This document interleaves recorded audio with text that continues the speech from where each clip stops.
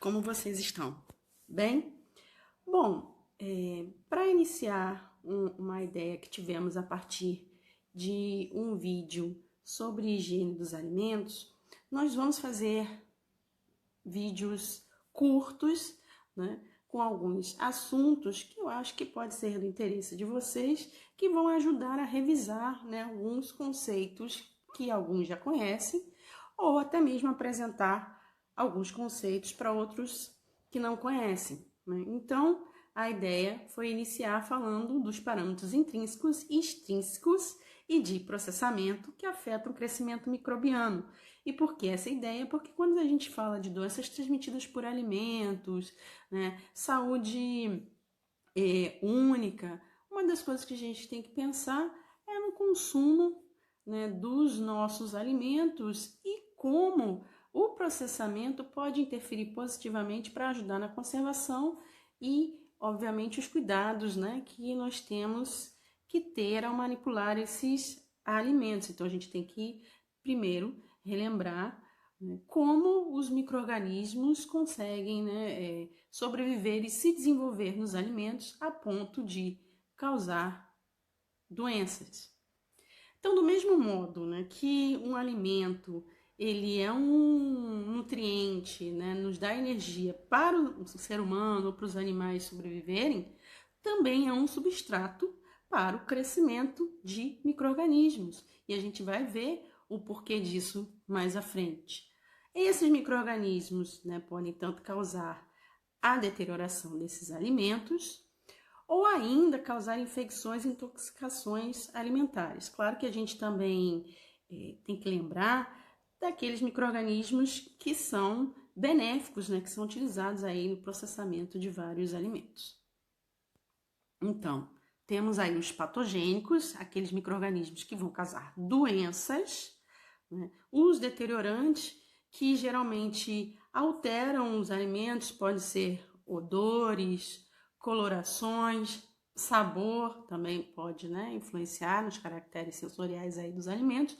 E como eu disse, que não é o caso de hoje, a gente pode deixar mais para frente, em algum outro momento, comentar um pouco sobre os micro-organismos de utilidade na indústria, né? Que a gente já viu aí no caso dos leite fermentados, como iogurtes, né, salames, né, se tratando de produtos de origem animal, chucrute, aí um produto de origem vegetal, né? Então, existem várias formas de utilizarem, né, os micro-organismos, mas não é o assunto de hoje. Né? Hoje a gente vai fazer essa rápida introdução e, como eu disse para vocês, aos poucos a gente pode ir conversando e aprofundando mais nessa questão da multiplicação, né, dos micro-organismos relacionados a esses fatores intrínsecos e extrínsecos.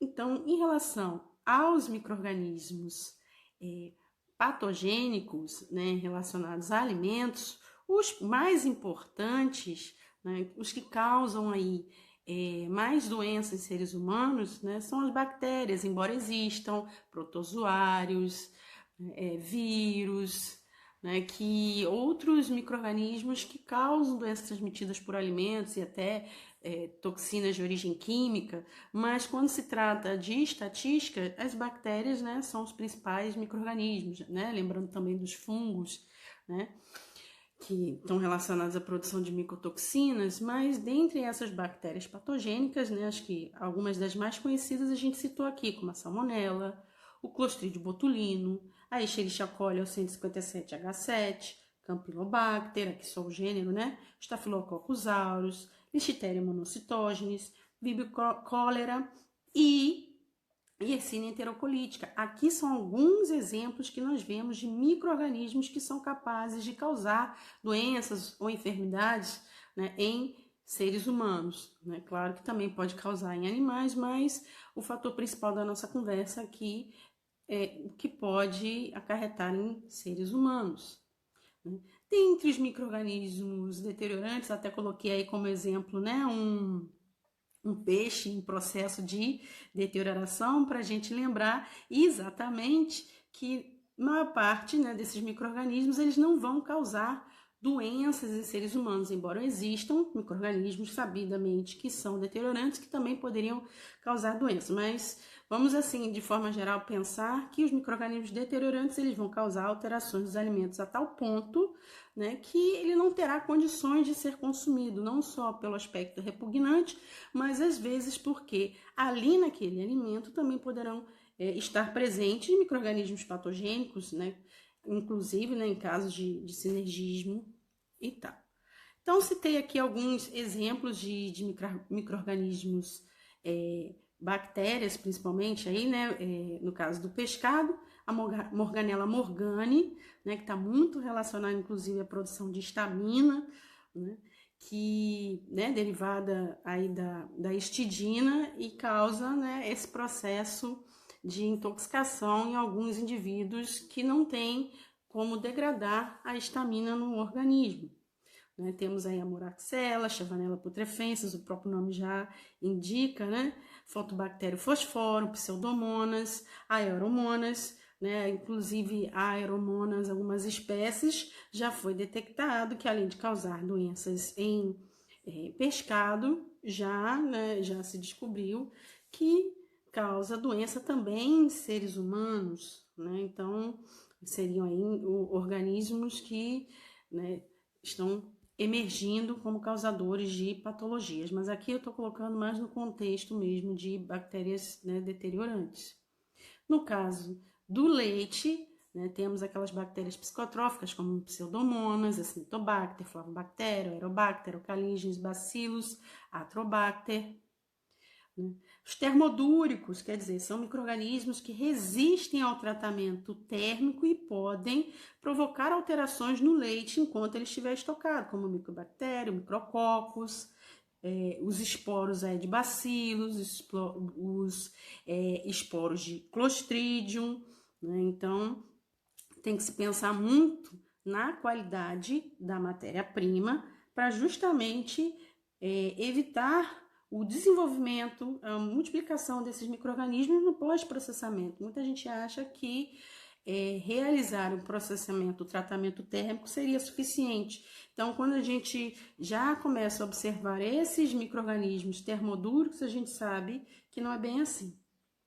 Em relação a fungos, né, que podem deteriorar o leite, temos exemplos aí da torula, né, o Cladosporum, Alternaria, Aspergillus, Mucor, Rhizopus, Penicillium, Jaltricum, né?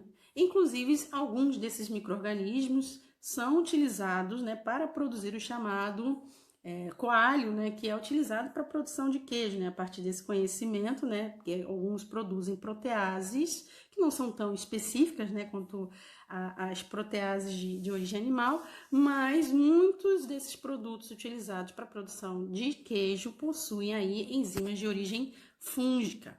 Mas aqui vamos pensar no contexto, novamente, de fungos que causam deterioração. Então, lembrando novamente da importância da higiene também ambiental, além da qualidade da matéria-prima. No caso de carnes, podemos citar aí Pseudomonas novamente, a Campylobacter, Proteus, Micrococcus, por aí uma infinidade de bactérias que podem deteriorar a carne. E em produtos enlatados, a gente nunca pode esquecer aí das espécies de Bacillus e Clostridium, e aí, como a gente se referiu anteriormente, ao Clostridium botulinum, que no caso é um micro-organismo extremamente patogênico, né, inclusive sendo utilizado aí até como arma biológica, né, a toxina botulínica, né? Nesse caso aí estamos citando, existem outras espécies de Clostridium que, embora não causem doenças nos seres humanos, mas podem ser deteriorantes para produtos enlatados. Né, alguns fungos aí, como aspergillus, penicillium, mucor, cladosporum, né, inclusive cladosporos, esporotríquicos são muito aí conhecidos, né, por crescerem em carcaças, né, armazenadas, né, em câmaras frigoríficas. Então, a gente tem que lembrar disso, que existem, né, micro-organismos que são altamente resistentes ao calor ou ao frio, né? Então, aqui é mais nesse intuito da gente já começar a conhecer e, obviamente, no futuro, com interesse de cada um, aí se aprofundando nessa parte de microbiologia de alimentos. No caso dos ovos, temos novamente outros exemplos aí de bactérias que causam deterioração, assim como fungos, né? As podridões aí, né? Verdes, negras, né? Que geralmente, né, denominam por conta dos fungos. Aqui lembrando, né, da curva de desenvolvimento microbiano, porque já que a gente está falando dessas questões de fatores que vão interferir no crescimento dos micro-organismos e se referindo a produtos, a processamento, então a gente tem que lembrar, né, que na fase lag os micro-organismos eles estão o quê? Se adaptando ao ambiente. Então, à medida que eles conseguem se adaptar, essa multiplicação, né, logarítmica, começa a ocorrer. Né, isso tanto para micro-organismo deteriorante, patogênico, seja de que natureza for, né, se ele vai causar a dose infectante aí no caso da doença, ou se realmente vai causar alterações nos alimentos, né, está relacionado a essa fase log. Então, nos processamentos que a gente utiliza para conservação, o que a gente faz? A gente tenta manter ali a curva, né, de crescimento microbiano tempo maior possível na fase lag, para justamente que, né, não incorra nessas interferências de contaminação ou de deterioração dos alimentos.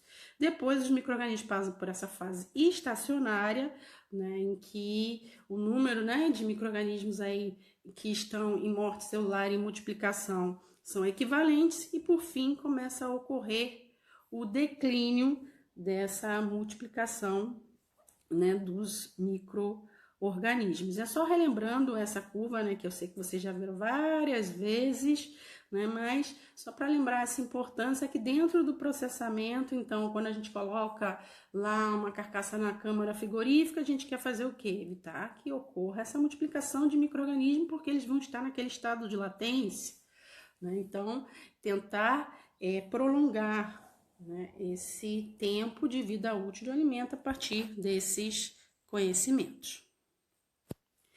Então, voltando a essa ideia que a capacidade que os micro-organismos vão ter para sobreviver ou ainda se multiplicar nos alimentos vai depender justamente desses fatores intrínsecos e extrínsecos desse alimento, né? Que fatores, né? Composição, pH, como que essas características do alimento, né, podem interferir, facilitando ou dificultando. E aí vem novamente a ideia de realizar o processamento. No final, né, não hoje, porque como eu falei para vocês, a gente vai conversando aos poucos para não ter uma delonga muito grande na conversa, né?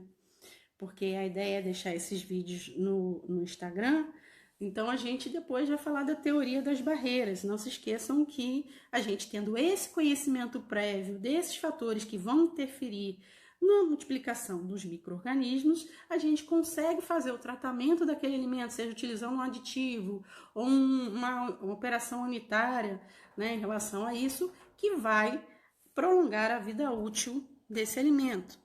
E quais seriam os fatores intrínsecos, né? Que seriam esses componentes naturais relacionados à estrutura do próprio alimento que vão aí estimular ou retardar, né, esse desenvolvimento dos micro-organismos. Então, temos aí o potencial hidrogênio iônico, a atividade de água, potencial de oxirredução, composição química, né, os nutrientes que compõem esses alimentos, como eu disse, né, são nutrientes para a gente, também o são para os micro-organismos. Fatores antimicrobianos naturais e as próprias estruturas biológicas dos alimentos.